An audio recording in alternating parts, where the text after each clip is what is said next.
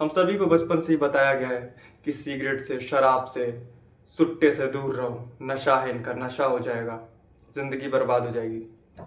और ज़्यादातर लोग उससे दूर ही रहते हैं, जो कि बहुत ही ज़्यादा अच्छी बात है। बट क्या नशा सिर्फ वहीं तक है? मुझे तो नहीं लगता कि सिर्फ वहीं तक है।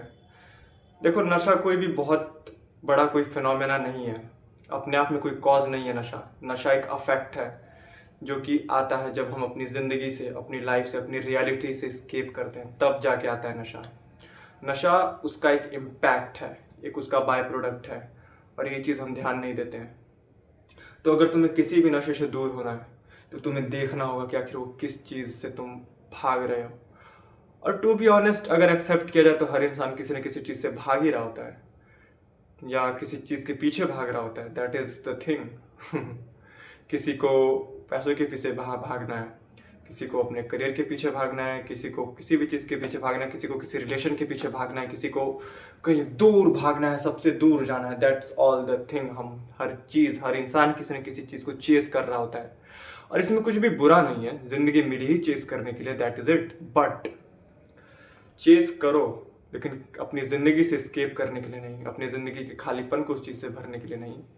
और इवेंचुअली जब हम ऐसा करते हैं तो हम जिस चीज़ से भरते हैं, जिस तरह से भरते हैं, वो कभी नहीं भरती, और उसे करते करते करते जब वो चीज़ एंडलेसली होने लग जाती है, that is called addiction. That is called addiction, समझे? और ये बड़े से बड़ा या छोटे से छोटी चीज़ का भी हो सकता है। सोसाइटी ने किसी चीज़ को अच्छा, किसी चीज़ को बुरा बना रखा है। बुरी चीज़ को वो एडिक्शन का नाम दे देती है, बट वो भूल जाती है कि जो सो कॉल्ड काम जो कि बहुत अच्छे हैं, अगर उनका यूज़ भी ज़िंदगी से स्केप करने के लिए किया जाए तो वो भी एडिक्शन ही है, फिर चाहे वो पढ़ाई क्यों ना हो। वेरी कॉमन चीज़ है। तुम्हें बहुत लग रहा होगा कि मैं क्या कर रहा हूँ, पढ़ाई एडिक्शन कैसे हो सकती है? बट क्यों नहीं। दो लड़के अगर दोनों ज़िंदगी से स्केप करना चाह रहे हो, अपनी अपने किसी ट्रॉमा से, अपने किसी पास्ट इवेंट से, किसी भी चीज़ से, एक लड़का सोशल मीडिया का सहारा लेता है, दूसरा लड़का पढ़ाई का सहारा लेता है। एक लड़का दिन रात इंस्टाग्राम स्क्रॉल करता है, दूसरा लड़का दिन रात पढ़ाई करता है। कर तो दोनों खुद को स्केप करने के लिए रहे हैं ना। बट सोसाइटी की नज़र में एक लड़का बहुत बुरा होगा और एक लड़का बहुत ज़्यादा मेहनती होगा। हो सकता है वो लड़का आगे चल के बहुत ज़्यादा अचीव भी कर ले जो कि पढ़ाई कर रहा है, ऑब्वियसली करेगा ही। बट क्या वो सच में खुश रहेगा जब तक वो अपने अंदर के उस ट्रॉमा को, उस खालीपन को हील ना कर ले? मुझे तो नहीं लगता। और यही होता भी है।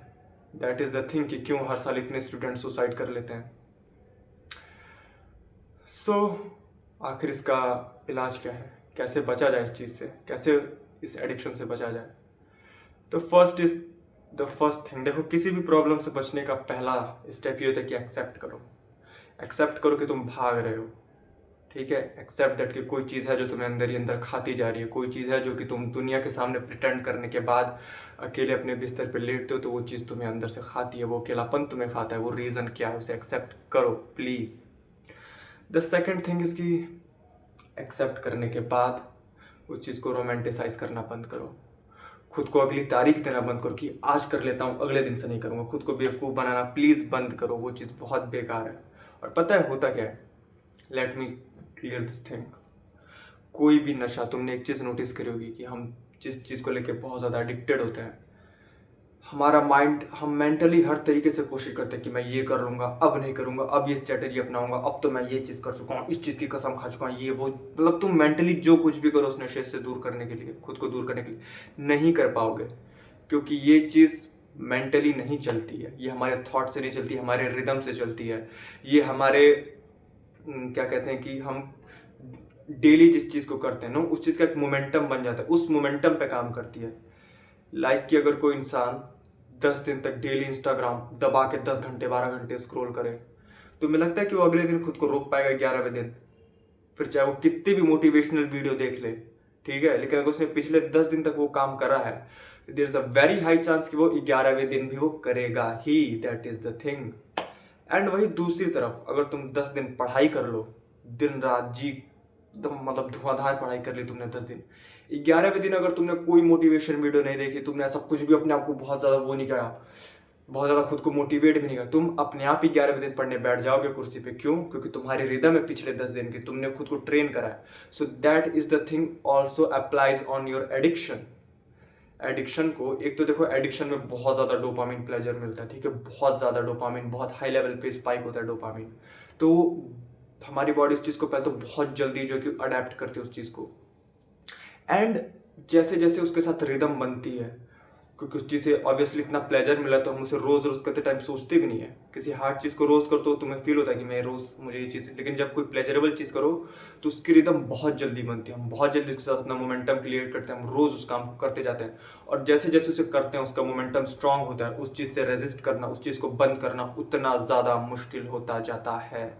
दैट इज़ द थिंग कि कई बार वो चीज़ इतनी ज़्यादा स्ट्रांग हो जाती है, हमारे एडिक्शन का रिदम इतना ज़्यादा स्ट्रांग हो जाता है कि उसे बंद करना, उसे रेजिस्ट करना इतना हार्ड होता है कि इंसान उससे बेहतर खुद को ख़त्म कर लेना समझता है। इसीलिए बहुत ही ज़्यादा ऐसे केसेस होते हैं कि इंसान एडिक्शन में खुद को ही कर लेता है, क्योंकि ऑब्वियसली यार उसके अंदर नहीं होती इतनी पावर कि वो उस एडिक्शन को रेजिस्ट कर पाए।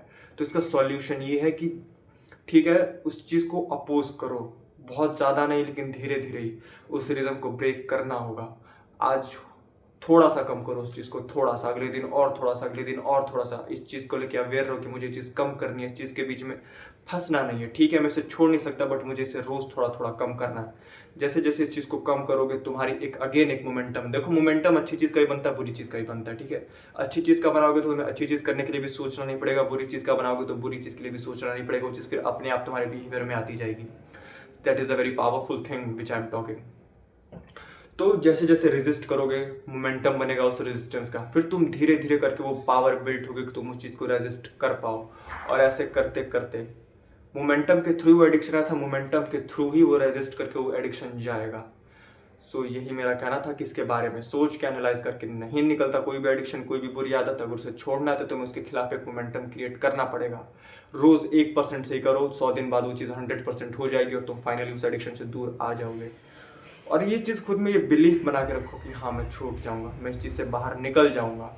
ये बिलीफ बनाना उस टाइम पीरियड में बहुत ज़्यादा मुश्किल होता है कि मैं इस चीज़ से फाइनली दूर आ जाऊँगा, इतनी कोई बड़ी बात नहीं है। ठीक है, so that is the thing. अगर तुम्हें इस चीज़ से फ़ायदा होता है, तुम्हें कुछ भी सीखने को मिलता है, कोई भी क्लैरिटी आती है, तो that is the biggest success which I can achieve. Thank you very much. अपना ख्याल रखो, अपनी मेंटल हेल्थ का ख्याल रखो। Thank you very much.